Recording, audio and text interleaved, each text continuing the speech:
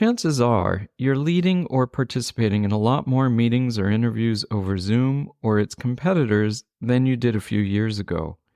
If that's you and you're interested in upping your executive presence on Zoom or Teams or Google Meet, there's new equipment out there that can help you do it without a lot of technical expertise or a crazy big budget.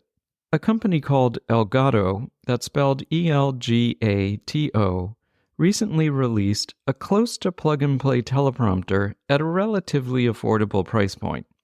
It helps you do what has been missing on Zoom for most people, which is to create a sense that you're making direct eye contact with the person on the other side of the camera. If you're confused by why you'd need a teleprompter to create that sense of direct eye contact, listen to the last episode where I talk about it in depth.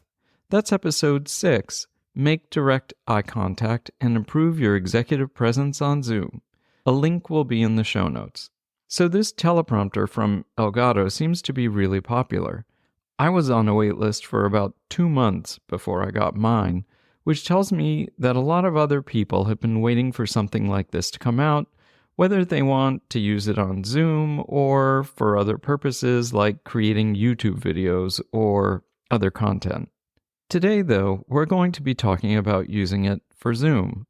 My coaching clients are MBA graduates in mid and senior level management roles, and they spend a lot of time on Zoom. I also do almost all of my coaching on Zoom, so I'm clocking a lot of hours on Zoom too. While Zoom and webcams connected to or built into our devices have done the job, meeting with other people on Zoom has never felt quite as engaging or easy as in-person meetings. I talk about why in the last episode, so again, give it a listen if you haven't already. The key here is that on Zoom you never feel like you're making direct eye contact with the person or people on the other side of the camera, and you've had to develop some new and unnatural habits to simulate it, namely, switching your focus back and forth between the image of the person you're talking to and your camera lens, which, in most situations, can be this lifeless little dot. It takes a lot of thought, it doesn't feel great to do it, and it's really tiring after a while. To make up for that, I took a deep dive into a Zoom setup that allowed me to look directly at the image of the person I'm meeting with and my camera lens at the same time. I bought a teleprompter. That's how I did it. I'm not going to go into the details of my setup. I talk about that in the last episode and also in a blog post. Links to both will be in the show notes. Let's just say that my setup required some technical know-how and a generous budget. I think it made sense for me to dive into the deep end on this one, given the nature of my work and the need to connect with and develop rapport and trust with my clients quickly. But it probably didn't make sense for many other people, except for the most Zoom-intensive and techie people among us. I guess I'm one of those. But over time, tech improves and new options become available. Zoom certainly has improved and offered more options in the app. And now there's a new teleprompter out there that makes it a lot less complicated and a lot less expensive to do what I did a few years ago. It's the Elgato Prompter. Now, I'll stop and say right here, I don't have any affiliation with Elgato. I bought their product with my own money. And the thoughts I'm going to share about the prompter are completely my own. At a high level, I'd go as far to say that Elgato has democratized teleprompter technology. Elgato has made it possible for many people whose careers are reliant on virtual meetings to have a setup similar to what I've been using for years. So after a couple of months on the wait list for the prompter, I finally got mine. Stay tuned, and I'll share my first impressions and my opinion on whether it makes sense for my MBA clients in mid and senior level management roles, and maybe you too.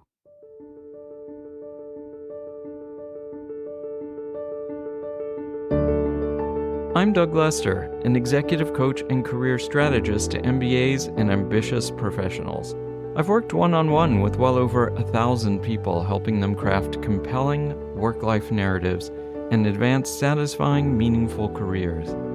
When it comes to your career and your life, If you don't craft your own narrative, then someone else might do it for you, and you might not like what they come up with.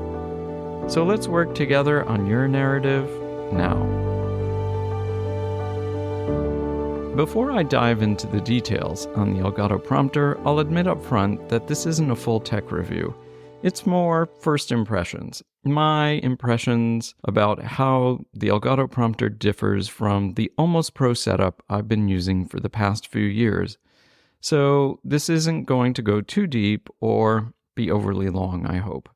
There are some great detailed reviews of the Elgato prompter on YouTube. Search for them and they'll pop right up. They're mostly geared toward people who create content for a living and will be using the prompter for that.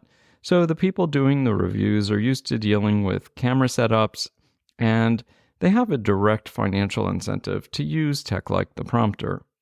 So in this podcast episode, I'm going to be sharing my perspective, which may be yours, about using the prompter for Zoom meetings, like my coaching sessions and things like interviews. I'm not going to spend a lot of time trying to describe the Elgato prompter to you in this podcast episode. You can check it out on the Elgato website. They've got plenty of pictures. I'll put a link in the show notes. Let's just say that it's a pared-down version of a traditional teleprompter. It's mostly made of plastic, and that makes it look more refined, actually, and modern than a traditional teleprompter, which often features metal and fabric in addition to the glass that's in it. And it also is pretty compact and lightweight. One thing that makes it really different than my Almost Pro setup that I've been using a few years is that the Elgato prompter has its monitor built in, and it displays a reversed image by default, which is what you need since you're going to see that image reflected toward you in a mirror in front of the camera that's attached to the prompter. This was a big issue with previous teleprompters. You either had to get an iPad or a tablet to connect to your computer or laptop and then display a reversed image, and that iPad or tablet needed to fit into your teleprompter. That wasn't always guaranteed. Or you can do what I did and buy a relatively expensive reference monitor that's the right size and get it connected to your computer or laptop and get it to display a reversed image at the right resolution. I'll just say that when I set my teleprompter up a few years ago, this was a pretty big obstacle to overcome. It wasn't easy to set up and it was expensive, and I know that other people have been challenged by this too. I think it's one of the biggest obstacles that you're going to face, or at least you faced in the past when you're using a teleprompter. The Elgato prompter also comes with backplates that make it relatively easy to use most cameras, webcams, or even your phone. That's right, you can use your phone as the camera in a pinch. If you want to make things as simple and as easy as possible, you can buy an Elgato webcam along with your prompter, and, as you would expect, it basically fits right into the back of the prompter. That's what I did. I bought the Elgato Facecam Pro, and I had it attached to the prompter within minutes. Now, one of the things that you're probably going to want to buy with the prompter is an adjustable tripod if you don't already have one. You'll want to have the prompter at eye level if you're using it for something like Zoom, or you can attach it to a stand on your desk or to a boom arm like you'd use for a microphone. The advantage of doing that, using the boom arm, is that you can swing it out of the way when you don't need it. I do that with my microphone now, like with the one I'm using to record this podcast, and it's a great convenience. When I'm done, I just push the boom arm and the mic out of the way, and I've got my desk back. Speaking of microphones, the prompter doesn't come with a built-in mic, but neither does my current setup. And if you use a webcam with the mic, it probably won't work too well since the camera is attached to the back of the prompter behind a mirror. So you'll need to rely on the mic in your laptop, which will need to be right next to you, or you'll need to buy a freestanding mic that you can connect to your laptop or computer. That's what I use with my current setup, a mic on a boom arm so you don't see it in frame.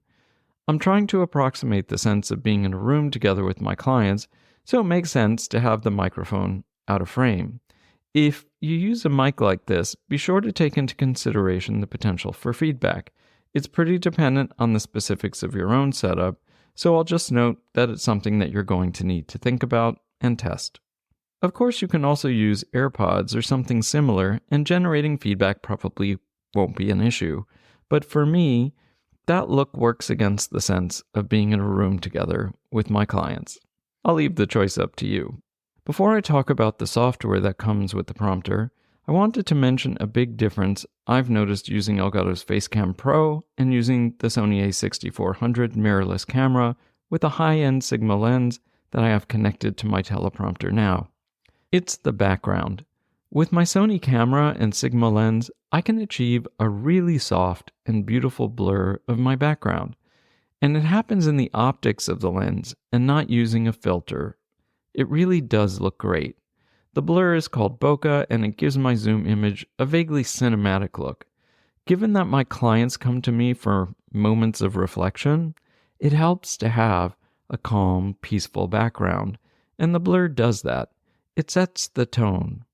I haven't been able to achieve this look so well using the Elgato Facecam Pro. If I wanted to, I suppose I could use a filter in Zoom to do it, or I did manage to use a piece of software called OBS to create a virtual camera that blurred my background, and the results were okay. And frankly, it was a little beyond my capabilities this past week. So the Elgato prompter comes with software that helps drive its built-in monitor with the reversed image that you ultimately end up seeing in the normal configuration. It also provides teleprompter functionality if you want to use the prompter to record a script on camera. Or it could display the speaker's notes if you're presenting to a group or maybe an investor if you're in a startup. I believe you can overlay a script or notes over an extended desktop image from your computer. You can make the script or notes semi-transparent. You end up being able to see both the script or notes and the image on your extended desktop. Pretty handy. Now that I'm thinking about it, if you're being interviewed, you could probably overlay some notes and prompts over the image of your interviewer, so you don't need to look down or off to the side to reference your notes. It could be more elegant and effective than pasting reminder stickies to the side of your monitor, which is what I know a lot of people do for important interviews. I've only just started fooling around with the software that comes with the prompter. I was mainly interested in getting it set up so that I could use it for Zoom, and then compare it to my standard teleprompter that I've been using for years now. So let's talk about that. How did it do for Zoom? Once I got past the fact that with Elgato's Facecam Pro, I couldn't blur my background the way I usually do, I thought it was pretty good. And just a side note, if I want to connect my Sony a6400 with its Sigma lens to the prompter, Elgato's prompter that is, I can do it. And I'll get my beautiful blurred background. I do that by switching out the backplate that holds the Elgato Facecam Pro for a backplate that Elgato provides with an opening that matches the diameter of my Sigma lens. They actually provide quite a few backplates, so chances are if you've got a different camera with a different diameter lens, you'll still be able to use it. So back to Zoom. Out of the gate, I was able to create that sense of direct eye contact just like my current setup, which is much more complicated and much more expensive. Honestly, this wasn't a surprise. It's a teleprompter, so being able to look at the camera and the person on the screen at the same time is what you'd expect. The image size of the Elgato prompter is a little smaller than what I'm used to, but I thought it was okay. I just positioned the teleprompter a little closer to me than I would for my current setup. And while the reference monitor in my usual teleprompter setup is higher quality, I thought the image in the Elgato prompter was more than adequate. A big advantage is that the Elgato prompter is much more portable than my current setup. With the Facecam Pro, it's really lightweight, and I was able to set it up in my living room in front of my fireplace. I was meeting with a group of friends, so it wasn't especially formal. If I had tried that with my current setup, it probably would have taken an hour or two to disconnect everything, move it, and then set it back up again. With the Elgato prompter and the Facecam Pro attached and my laptop under an arm, It was pretty fast. So if your Zoom setup needs to move around your house or maybe even travel with you, I think you'd probably be able to do that with the Elgato prompter.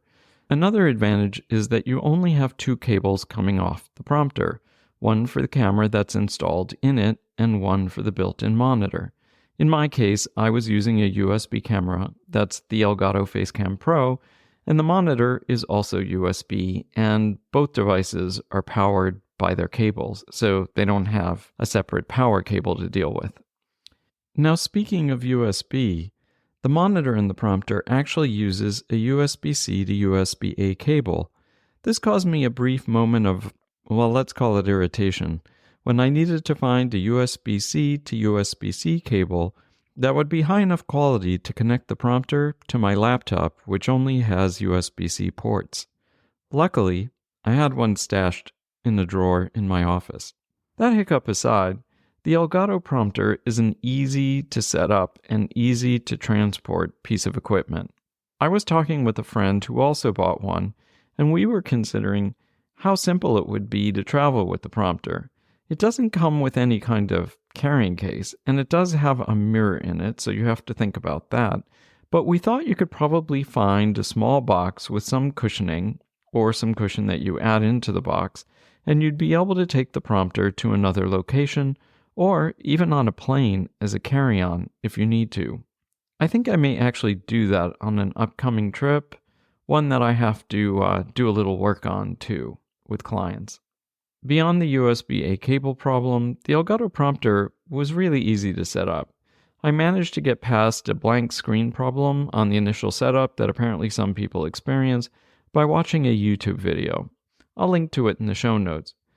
So overall, I think the Elgato prompter is a great option for someone who cares about their executive presence on Zoom and wants Zoom meetings to be a better experience for people on both sides of the camera. With the Facecam Pro and a tripod, it comes in at about $600 as opposed to over $2,000 for my current teleprompter setup. And if you use your iPhone instead of the Facecam Pro, which I haven't tried yet, but I know you can do it, you can probably get the cost below $400, tripod included. Not too bad for this kind of setup. For me, I think I'm going to use the Elgato prompter as a capable supplement to my main setup. Let's say I, for some reason, need to work with clients away from my main office. I was thinking about that trip. My parents live a few hundred miles away, and I could see using the prompter in a hotel if I'm on the road and doing a couple of days of coaching at the same time. I could also see using it around my house to shake things up for more casual Zooms with friends, and also to record content if I want a backdrop that's different than my office, which frankly can get a little boring after a while.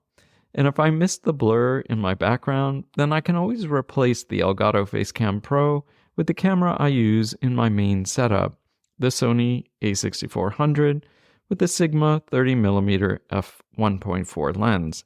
It's that f1.4 that gets me that beautiful blurred background. As I mentioned before, Elgato has thoughtfully designed the prompter to work with most cameras and webcams, so switching my two cameras out shouldn't be too big a deal. At the time I'm recording this, I think there's still a bit of a wait list for the Elgato prompter. I'm taking that as a good sign. It's a product that's filling an unmet need.